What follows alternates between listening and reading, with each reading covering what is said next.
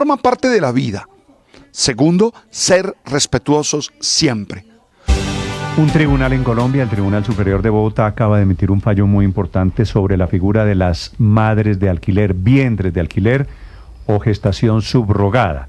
Entre otras cosas, diciendo que la mamá debe estar presente a la hora del registro del nacimiento, basado en un caso más interesante aún sobre una familia francesa que se hizo a un hijo colombiano con un vientre de alquiler, con una madre subrogada, y terminó sacando a la madre de la ecuación. María Camila. Néstor, sí señor, es una decisión muy interesante del Tribunal Superior de Bogotá, de la Sala Civil, que termina estudiando un caso, como usted lo dice, de una pareja francesa donde alquilar el vientre o dar vida vía este mecanismo está prohibido. Vienen a Colombia, alquilan el vientre de una mujer que establece el tribunal, está en condición de pobreza moderada y al momento de registrarla se dirigen a una notaría, Néstor, y solamente queda registrado el padre de una niña cuyo nombre no se desconoce por proteger a la menor de edad. Solo queda el padre, pero tienen problemas cuando viajan a Francia para poder registrar a la niña, que queda en una especie de limbo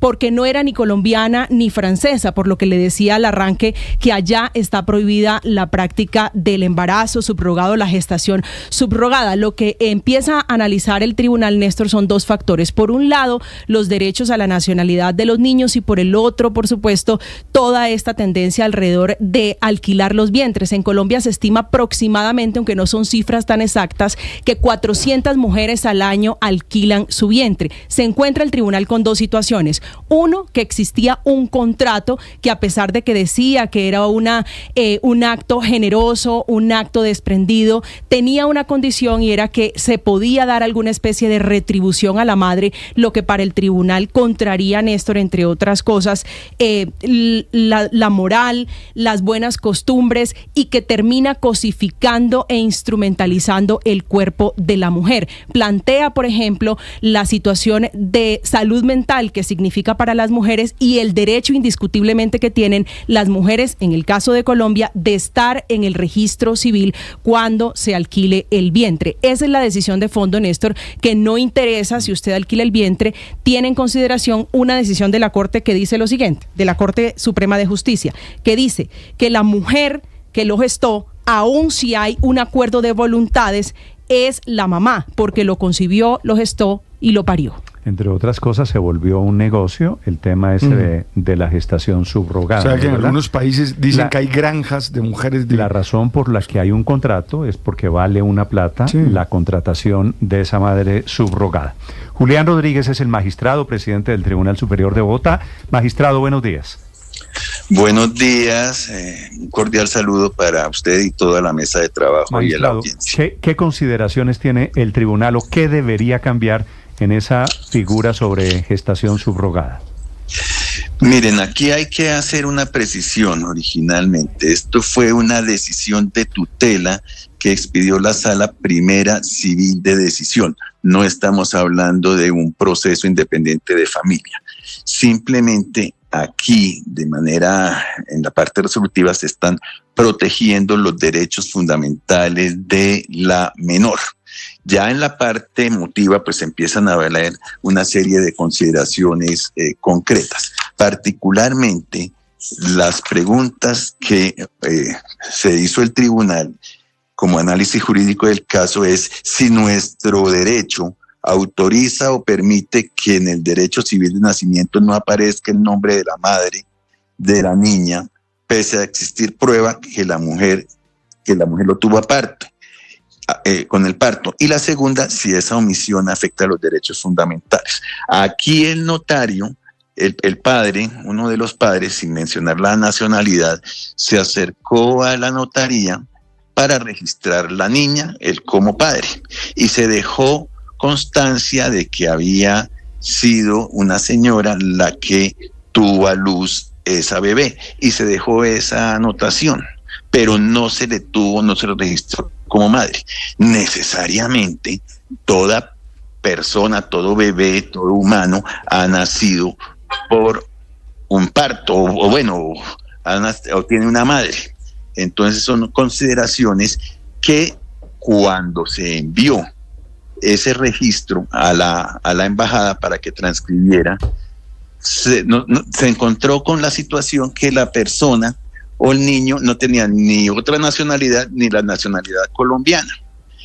Entonces el tribunal se pone a hacer una serie de, así como decía la señorita periodista, una serie de disquisiciones acerca de que, sí, hubo un contrato. Tampoco podemos decir que, como usted lo decía, en otras partes puede haber, entre comillas, granjas para estas circunstancias. Esto es un caso particular donde se estudió de manera tangencial el contrato, sin que se pueda hablar de validez o no validez del contrato, porque, repito, esto es tutela. Magistrado, sobre ese tema en particular quisiera preguntarle, porque basta solo darse una pasada, por ejemplo, por redes sociales como Facebook, para encontrarse muchas mujeres ofreciendo este servicio.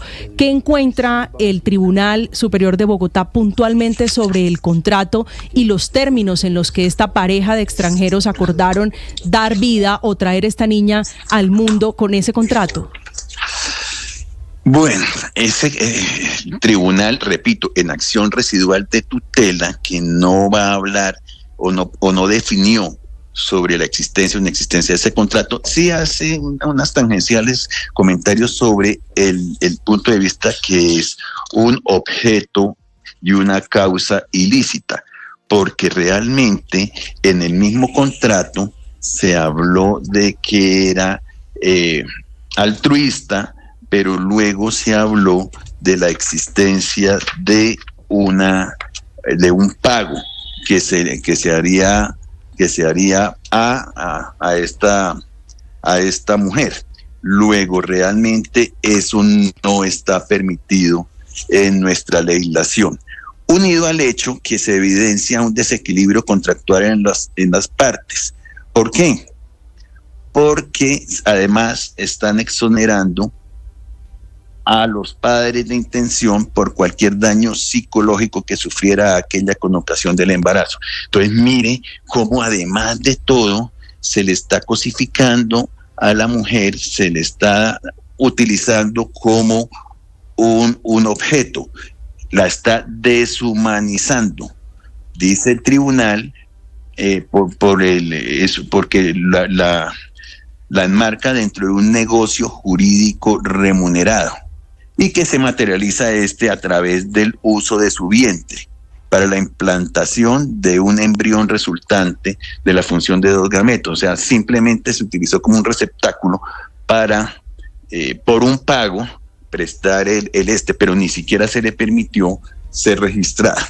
Entonces el tribunal, frente a esa situación, repito, sin decretar la nulidad del contrato ni nada, porque es de tutela, ordena, al proteger los derechos fundamentales a la igualdad, al reconocimiento de la personalidad jurídica, a una nacionalidad, porque es que la niña ni siquiera podía ser colombiana ni del otro país, y se le ordena al notario a que haga sus veces que entre de inmediato a incluir en la casilla correspondiente a la señora que fue la gestante el registro como madre de la niña, y cumplido se informará esto a la Registraduría Nacional del Estado Civil para los fines legales pertinentes, para que a través del Ministerio de Relaciones Exteriores pues hagan lo respectivo con las embajadas, sin que se le pueda ordenar a la embajada que haga esto en uno o en otro sentido. Se le están ordenando es al notario, al registro civil de nacimiento y al Ministerio de Relaciones Exteriores. Pero se están protegiendo los derechos fundamentales de la niña, que es lo importante. Acuérdate cómo los derechos de los niños tienen prelación frente a toda esta pobre niña. No tiene derecho médico, no tiene derecho a una nacionalidad, no tiene derecho a una personalidad jurídica, absolutamente nada. Iba a decir como si fuera gitanos, pero eso ya es vulneración de derechos y estigmatización. Sí, pero además se le está afectando la igualdad. Claro, pero quisiera detenerme. Sí, yo creo que que no hay que meternos en ese terreno, obviamente cuando estamos hablando de lucha contra la discriminación y por los derechos. Y por los derechos, sobre los derechos de las mujeres, magistrado, yo le daba una cifra, pero seguramente son más. Se ha hablado de 400 mujeres al año en el caso de Colombia que ofrecen y terminan alquilando su vientre. Usted hablaba de que este tipo de prácticas termina cosificando a la mujer, volviéndolo una especie de mercancía.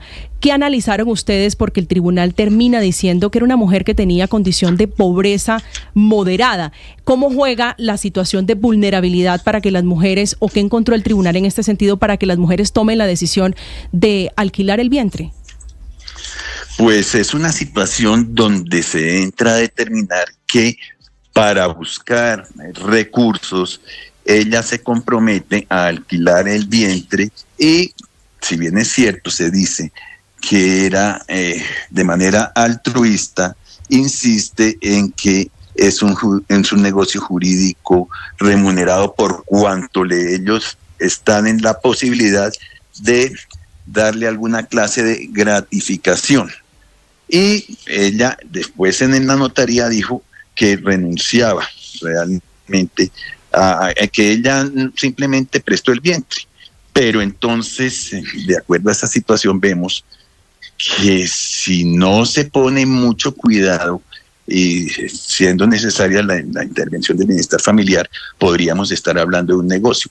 Es decir, esto se podría eventualmente hacer de manera altruista con procedimientos médicos, pero no podemos, como en una subasta, perdónenme la expresión, ofrecer a nivel internacional. No hay ninguna duda que se ha convertido en un negocio no solo en Colombia, en muchas partes del mundo. La última pregunta para el magistrado Rodríguez. Sí, Paola. una última pregunta, porque esto no es ni gratis ni altruista, pero al ordenar, magistrado, la inclusión de la señora gestante como madre de la niña, ¿significa que entonces sigue ahora un proceso de adopción por parte de los extranjeros que, digamos, se cranearon todo esto en un primer lugar? ¿O qué va a pasar con la niña?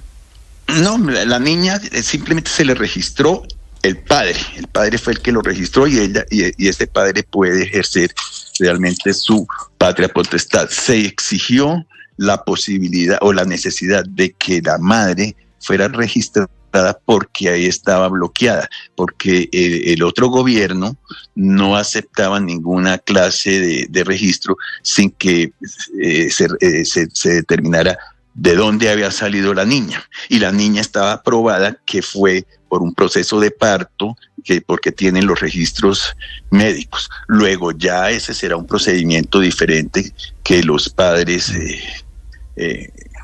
homoparentales pues harán desde el punto de vista del otro señor, pero ya es una situación diferente.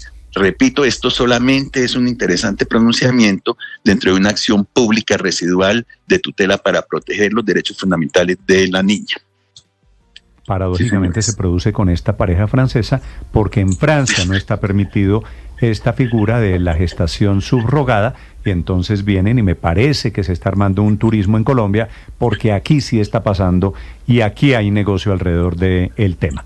Magistrado Rodríguez, gracias por estos minutos. Muchas gracias a ustedes, que estén muy bien. Adiós. Es el